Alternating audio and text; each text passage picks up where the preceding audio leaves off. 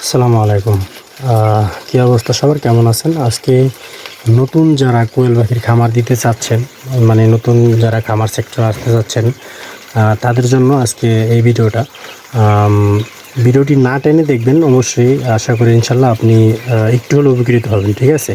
যারা বিশেষ করে যারা আপনার কোয়েল খামার দিতে চাচ্ছেন, যে কোয়েল খামারটা করে আসলে কি লাভ নাকি লস, বা আপনি কয়টা পাখি দিয়ে শুরু করবেন, 10টা না 5টা না 50টা না 100টা কীভাবে শুরু করবেন, বা শুরু করলে আপনি কতদিন বয়সের পাখি নিয়ে শুরু করবেন, এটা নিয়ে একটু বিস্তারিত আলোচনা করব। ভিডিও বেশি দীর্ঘায়িত করব না, একটু ধৈর্য ধরে সময় ধরে আপনারা সাথে থাকবেন। সর্বোচ্চ 3 থেকে 3.5 মিনিটের ভিতরে আপনার ভিডিওটি শেষ করব। আশা করি ইনশাআল্লাহ নাটনের ভিডিওটি দেখবেন। তো আসলে আমি যদি গল্প আপনাদেরকে একটু শোনাই, যারা আমার চ্যানেলে সচরাচর ভিডিও দেখেন তারা জানেন। তারপর আপনাদেরকে একটু বলি, আমি মূলত আপনার 0 থেকে শুরু করছি, ঠিক আছে? যদি আমার মতো যদি আপনি পারেন তাহলে আলহামদুলিল্লাহ, তাহলে আশা করি ইনশাল্লাহ কখনো লস খাবেন না। 0 থেকে বলতে সেটা কীভাবে, সেটা হলো মানে আমি প্রথমে একটা ইনকিউবেটার ক্রয় করি, ঠিক আছে? ইনকিউবেটার ক্রয় করার পরে তারপরে আমি এক ভাইয়ের থেকে কিছু বীজ ডিম কালেক্ট করি, প্রায় 40-50টার মতো বীজ ডিম কালেক্ট করি কোয়েল পাখির। কালেক্ট করার পরে তারপরে আমি আপনার সেই ডিমটা মেশিনে ফোটানোর পরে প্রায় 15 থেকে 20 থেকে 25টা বাচ্চা পাই আর কি, ঠিক আছে? ওই 50টা ডিম থেকে।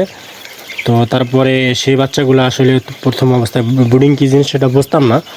তো যাই হোক, পরবর্তীতে আপনার বাচ্চাগুলো লাস্ট পর্যায়ে আপনার ডিম পাড়ার পর্যন্ত লাস্টে গিয়ে আমার ওই বাচ্চাগুলো প্রায় 8 থেকে 12টা আর কি, 8 থেকে 10টা আপনার বাচ্চা বাচ্চা, ঠিক আছে?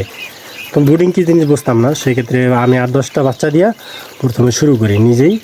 আপনার কারো থেকে বাচ্চা কিনে না আর কি, ঠিক আছে? বাচ্চা নিজেই আপনার করে আপনার বাচ্চা নিজেই ফুটায়, তারপরে শুরু করি। যাই হোক, এখান থেকে আমার মূলত যাত্রা শুরু। তারপরে আমি কী করি, ওই যে 8-10টা যে বাচ্চা বাচ্চা লাস্ট পর্যন্ত, ওই পাখিতে যখন ডিম পারছে, ওই পাখিগুলো ডিম পারার পরে ওই পাখিতে যখন ডিম পারছে ওগুলো ডিম দিয়ে আবার আমি বাচ্চা ফুটাইছি আমার মেশিনে। এভাবে করতে করতে আবার যে বাচ্চাগুলো ফুটছে ওগুলো যখন আমার মনে করেন যে বাচ্চা দিচ্ছে, মানে ডিম পারছে, আবার ওগুলো দিয়ে আবার বাচ্চা ফুটেছে। এভাবে করতে করতে আপনার আমি 8-10টা পাখি থেকে আলহামদুলিল্লাহ এখন আমার খামারে হাজার পাখি আমি পর্যায়ক্রমে উঠাইছি, ঠিক আছে? পর্যায়ক্রমে আপনি কখনোই একসাথে উঠাবেন না, একসাথে উঠাইলে আপনি লস খাবেন। আপনি পর্যায়ক্রমে যখন আস্তে আস্তে করবেন, তখন আপনার এলাকার মানুষ জানবে যে আপনি খামার করতেছেন, আপনার কোয়েল খামার আছে। তখন অনেকে পাখি চাবে, ডিম চাবে। এভাবে আপনি মনে করেন যে সামনে আগাবেন। হুট করে যদি আপনি 500-1000 পাখি উঠান, তারপর আপনি যদি মার্কেটিং না করতে পারেন ভাই, তখন আপনি অনেক বড় ধরনের লস খাবেন, ঠিক আছে? তখন আপনি দাঁড়াতে পারবেন না, এটা হলো মেন বিষয়। তো আমার সাজেশন, যারা নতুন আছেন, যারা কোয়েল পাখির খামার করতে চাচ্ছেন বা খামার দিবেন, তারা অবশ্যই একবারে 0 থেকে শুরু করবেন, ঠিক আছে? যদি আপনি ডিম দিয়ে শুরু করতে না পারেন, সমস্যা নেই। আপনি 50টা বা 100টা বা 20টা পাখিটা শুরু করেন, ঠিক আছে? এর বেশি না। এর বেশিটা যদি আপনি করতে চান তাহলে অবশ্যই আপনি লস খাবেন।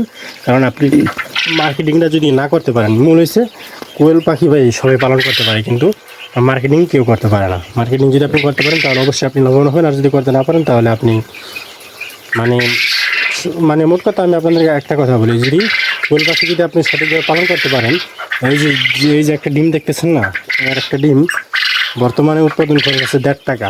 যদি আপনি মানে এটার পাইকারি যদি আপনি আড়তে দেন, তাও 3 টাকা দাম আছে। তো 3 টাকায় বিক্রি করলে আপনার লাভ হবে 1.5 টাকা, মানে অর্ধেক লাভ। মেডিসিন, ওষুধ, বিদ্যুৎ বিল সব বাদ দিয়ে আপনার একটা ডিম অর্ধেক লাভ থাকে যদি আপনি বিক্রি করতে পারেন, সোজা কথা। যদি বিক্রি করতে না পারেন, তাহলে যে আপনি যে 1.5 টাকা যে মানে খরচ করছেন, ওটা পুরোটাই লস, সোজা কথা। তো মেন হচ্ছে আপনি মার্কেটিংটা। আমি আপনার প্রথমে পাখি উঠানোর পরে আপনার এলাকার যে বাজার আছে, ওসব বাজারে গিয়ে খোঁজখবর নেবেন যে আসলে তারা ডিম নেবে কিনা বা বিক্রি করতে পারবে কিনা বা চাহিদা কীরকম। তো চাহিদা অনুযায়ী আপনি আস্তে আস্তে বাড়াবেন, ঠিক আছে? তো ভিডিও বেশি দীর্ঘায়িত করবো না, আজকের মতো এ পর্যন্তই। দেখা হবে নতুন কোনো ভিডিও নিয়ে। আর হ্যাঁ, অবশ্যই যদি আপনারা যদি নতুন হয়ে থাকেন তাহলে অবশ্যই আমার চ্যানেলটি সাবস্ক্রাইব অথবা ফলো দিয়ে রাখবেন। ধন্যবাদ সবাইকে, দেখা হবে নতুন কোনো ভিডিও নিয়ে।